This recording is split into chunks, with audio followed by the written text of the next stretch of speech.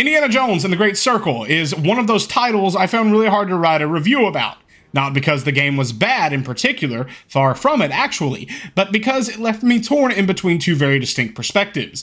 As a die-hard Indiana Jones fan, the game is a dream come true. From the brilliantly crafted set pieces, gorgeous environments, and the sheer reverence for Indy as a character, it delivers exactly what you'd want from a cinematic Indiana Jones experience. On the other hand, as a gamer, I found myself often frustrated by clunky mechanics, underwhelming combat, and gameplay moments that sometimes felt more like filler compared to the spectacular storytelling and cinematics.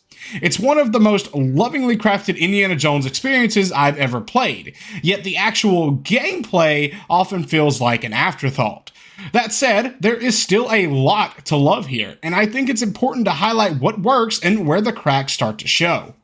If you're looking for the Indiana Jones adventure of your dreams, The Great Circle absolutely delivers. The story kicks off with Indy being drawn into a hunt for an ancient artifact tied to a massive archaeological mystery called the Great Circle. Without spoiling too much here, the artifact holds connections to lost civilizations, hidden power, and the kind of world-ending stakes that only Indy can navigate. What makes the story so engaging is its understanding of what makes Indiana Jones tick.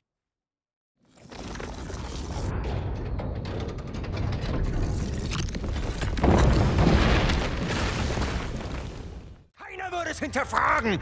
Also hinterfragen auch Sie nicht meine Hingabe zum Führer! Faszinierend. It's a blend of humor, wit, danger, and wonder, just like the movies. From the opening scenes in the shadowy, candlelit Vatican, where Indy is dodging guards and solving ancient riddles, to the intense, snow-covered heights of the Himalayas, where an abandoned rusted battleship rests in probably atop a mountain range, the story feels like it's constantly one-upping itself in scale and spectacle each chapter. The environments are where the Great Circle truly shines, and they deserve their own shout-out. The Vatican. Dimly lit hallways, eerie crypts, and libraries brimming with history set the perfect tone for an opening act. Every room feels like a museum of secrets waiting to be unearthed. The Sands of Egypt. This section is pure Indiana Jones. As Indy navigates sand-swept ruins, dodging elaborate traps, and solving hieroglyphic puzzles, the game captures the wonder of discovering ancient history. There's even an exhilarating sandstorm chase that could stand toe-to-toe with any moment from the films.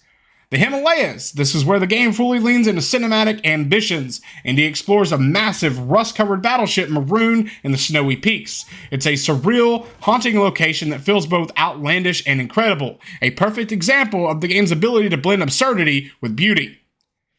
There's also Shanghai. Here, the chaos of war is palpable. Bombs shake the ground, buildings crumble around you, and the city's narrow hallways are littered with debris and flickering rusted signage. It's grimy, gritty, and filled with tension. The variety here in the locations is just exceptional. Each environment feels distinct, meticulously crafted and brimming with atmosphere. Combined with stellar voice acting, Indy's performance is fantastic by the way, and a sweeping orchestral score that feels ripped straight out of John Williams' playbook, The Great Circle delivers a story that both is grand and personal. You're hurt. Huh?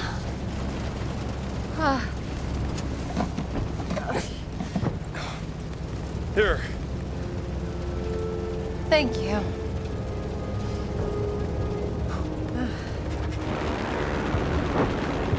I still don't know how this rug could bring us halfway across the world.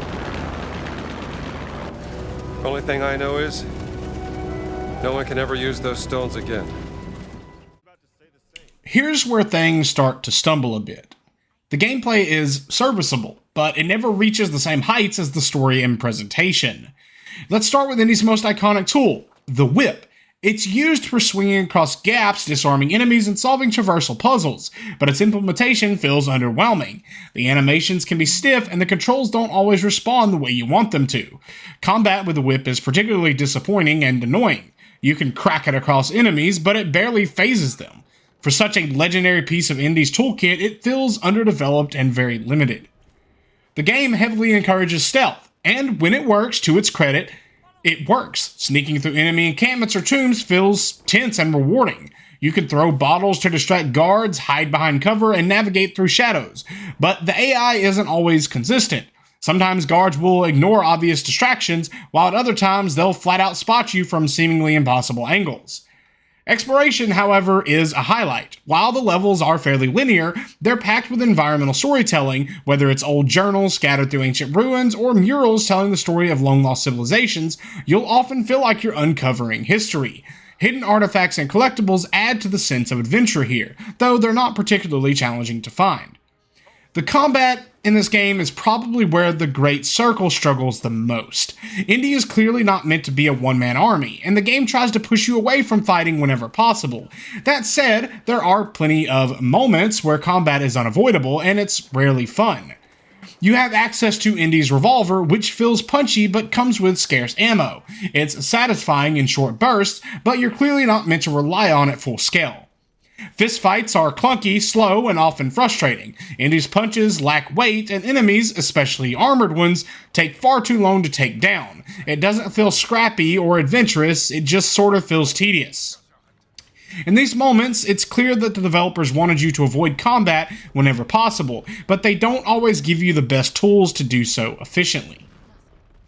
If there's one thing the Great Circle absolutely just nails, it's the cinematic set pieces. These moments are thrilling, beautifully choreographed, and pure Indiana Jones magic. Whether you're outrunning a massive sandstorm, leaping between collapsing ruins, or narrowly escaping a crumbling battleship, these sequences feel like they belong in a Hollywood blockbuster movie. The cutscenes, too, are phenomenal. They're long, well-scripted, and often more engaging than the gameplay itself. They tell the story with such confidence and flair that I often found myself eager to see the next cinematic rather than play the next gameplay segment. It's a testament to how good the storytelling is, but it's also a sign of how underwhelming the gameplay can feel in comparison. At its core, Indiana Jones and the Great Circle feels like two separate experiences. As an Indiana Jones fan, the game is a dream come true. The story, the environments, and cinematic moments are incredible. Exploring the Vatican, surviving Egypt's traps, uncovering a rust-streaked battleship in the Himalayas, and escaping a war zone in Shanghai, these are the moments that will stick with me. If you love Indy, it's a solid 9 out of 10 experience. As a gamer, however, if you're coming into this just as an action-adventure title, unfortunately, the gameplay doesn't match the brilliance of the story. Combat is often clunky, the whip is underutilized, and stealth feels inconsistent. While exploration is rewarding, the linear design and shallow mechanics hold the game back from being great. So in this regard, it would be more out of a 6 out of 10 for me. All in all, despite its flaws, Indiana Jones and the Great Circle is an amazing experience in my opinion. It's clear the developers poured their hearts into creating a game that captures the spirit and essence of Indiana Jones. The story, the set pieces, and environments are worth the price of admission alone, and the marketing set expectations perfectly. It's not a game about gameplay revolutionization, it's a cinematic celebration of Indy's legacy.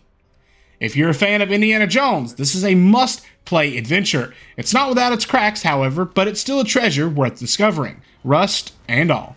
So grab your fedora, dust off that whip, and enjoy the ride. By the way, that was some nice flying back there. Yeah? I don't suppose you know how to fly this thing, do you? Excuse me? Nothing. Just might have a little trouble with landing, that's all.